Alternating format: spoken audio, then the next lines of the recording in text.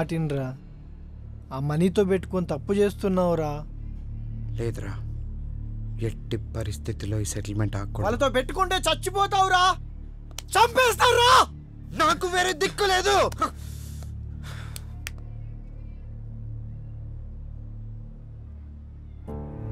ఎవరెవరి కోసం సెటిల్మెంట్ చేశా,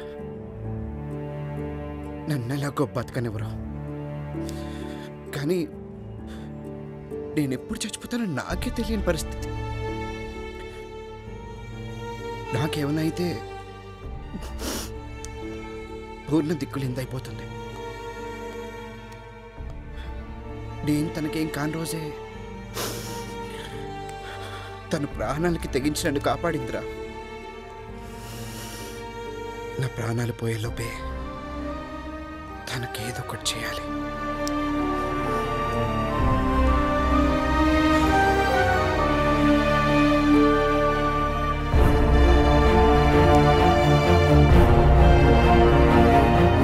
ఎట్టి పరిస్థితిలో ఈ సెటిల్మెంట్ ఆగకూడదు.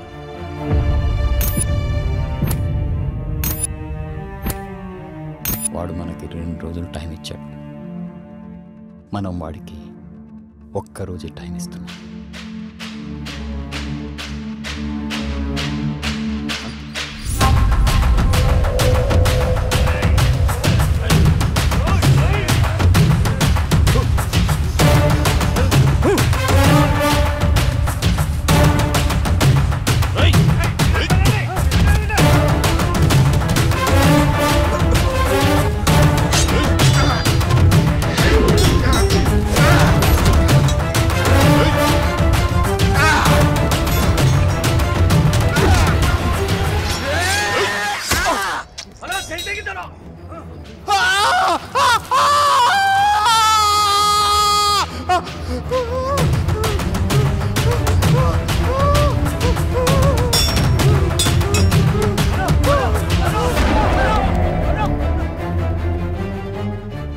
నేను బైక్ మీద వెళ్తున్నాను సార్. వెనక నుంచి ఒక ఆటో వాడు స్పీడ్గా వచ్చి గుద్దాడు. నేను బండితో సహా కింద పడిపోయాను. పైకి లేచి వాడి మీద సీరియస్ అయ్యాను. వాడు నాతో కలపడ్డాడు. ఈలోపు ఆటోలోంచి ఇంకొకడు కత్తి తీసి నా చెయ్యి నరికేశాడు. అంతవరకే నాకు గుర్తుంది సార్. అంతేనా? అంతేనా మణి? అదే రాసుకుంటాం. ముదురుతున్న ముఠా కక్షలు, సిటీలో రౌడీ షీటర్లు, మనీ లారాల మధ్య గ్యాంగ్ వార్ రాజుకుంటుంది. దీంట్లో పొలిటికల్ ఇన్వాల్వ్మెంట్ కూడా ఉన్నట్టు తెలుస్తుంది. అదే నిజమైతే పెద్ద ఎత్తున గ్రూప్ హత్యలు జరిగే అవకాశం ఉందని తెలుస్తుంది. సిటీలో రౌడీస్ అని సిన్సియర్ గా కంట్రోల్ చేస్తున్న ఏసీపీ రాజేంద్ర దీనిపై ఎలాంటి చర్య తీసుకుంటాడోనని అందరూ ఆసక్తిగా ఎదురు చూస్తున్నారు. అరెస్ట్ చేసి జైల్లో పెట్టిన ఈ గొడవలు ఆగేటట్లేవు సార్. ఎగ్జాక్ట్లీ. అందుకే ఇద్దరిలో ఎవరిని అరెస్ట్ చేయొద్దు. ఇద్దరిలో ఎవరు దొరికితే వాడిని ఎన్కౌంటర్ చేసేసాయి. దాంతో మిగతా వాడు దారికి వస్తారు. నిజమైన చట్టం మీద జనానికి నమ్మకం లేనప్పుడు జనానికి తెలిసిన చట్టాన్ని అప్పుడప్పుడు చూపించాలి. లేదంటే పబ్లిక్ సఫర్ అవుతారు. Okay sir. మావా, ఎక్కడికి వెళ్ళావురా నువ్వు? 2 రోజుల నుంచి పూర్ణ ఏం తినట్లేదు. చంపేద్దాం అనుకుంటున్నావు అమ్మాయిని? అది కాదురా, పోలీసులు నా ఫోన్ ట్యాప్ చేస్తున్నారు, అందుకే స్విచ్ ఆఫ్ చేశాను. ముందు ఫోన్ పూర్ణకి ఇవ్వు. హలో లారా, నీకేం కాలేదు కదా? నాకేం కాలేదు, నువ్వేం భయపడతావు. నన్ను కూడా నీతో పాటు తీసుకెళ్ళిపో, లేదంటే నేను ఇక్కడే చచ్చిపోతా. పూర్ణ, ఎల్లుండి హోలీ పండుగ, ఆ రోజు వస్తాను. నువ్వు రావు. నాకు రావనే మొత్తం చెప్పాడు. ఏం చెప్పాడు? నా కోసమే డబ్బు కూడా పెడుతున్నావు. నువ్వు లేని డబ్బు నాకొద్దు, నన్ను నీతో తీసుకెళ్ళిపో. పూర్ణ, ఏడవద్దు, ఏడవకు పూర్ణ. హోలీ పండుగ రోజు ఖచ్చితంగా వస్తాను, నీకోసమే వస్తాను, సరేనా?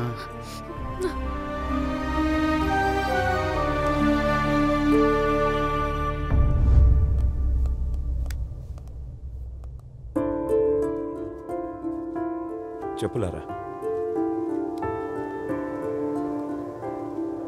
పరిస్థితి నీకు తెలిసిందే కదన్నా. ఈ టైంలో ఏదన్నా పొలిటీషియన్ సపోర్ట్ ఉంటే? ఈ టైంలో పొలిటికల్ సపోర్ట్ అంటే చాలా కష్టం. అయినా లారా, ఏ పొలిటీషియన్ అయినా నిన్ను కేసు నుంచి తప్పించగలడు కానీ నీ చావు నుంచి తప్పించలేడు.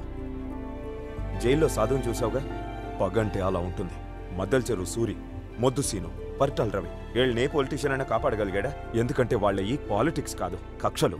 ఈ పొలిటీషియన్స్ మీద పబ్లిక్ ప్రెషర్ పడిందనుకో, ఈ లారా ఎవడో మాకు తెలియదంటారు. అసలు రౌడీ అంటేనే నలుగురిని భయపెడుతూ బతకడం, నలుగురికి భయపడుతూ చావడం. ఇలా అంటున్నానని ఏమనుకోదు తమ్ముడు. నువ్వు సైరన్ని కొట్టిన రోజే నీకు ఈ పరిస్థితి వస్తుందని నాకు తెలుసు. అప్పుడు చెప్పినా వినలేని పరిస్థితి నీది, ఇప్పుడేం చేయలేని పరిస్థితి నాది.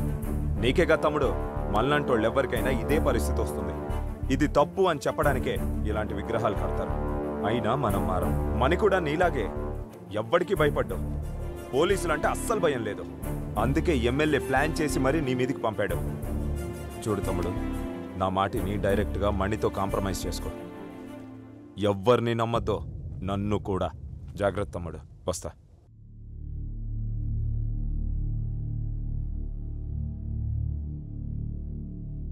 రేపు లారా దొరికితే చంపేయండి.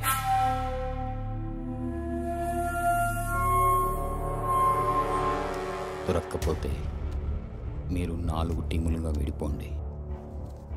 ప్రతి టీంలో లారాని గుర్తుపట్టేవాడు ఒకడుంటాడు. ఎస్ఐ గారు బాలరాజు ఇక్కడి నుంచి మీకు ఎప్పటికప్పుడు ఇన్ఫర్మేషన్ ఇస్తూ ఉంటారు. కేశవ అమరావతి వైపు వెళ్తాడు, తెల్లసాయి గుంటూరు వైపు వెళ్తాడు, సైరన్ రమేష్ సిటీ అవుట్స్కట్స్లో ఉండి మీరు ఎక్కడికి రమ్మంటే అక్కడికి వస్తాడు. మా చందు ఆ లారాగాడి వివరాల్ని వాళ్ళ బంధువుల నుంచి రాబడతాడు. ఒక్క విషయం గుర్తుపెట్టుకోండి, మనం మళ్ళీ కలిసేది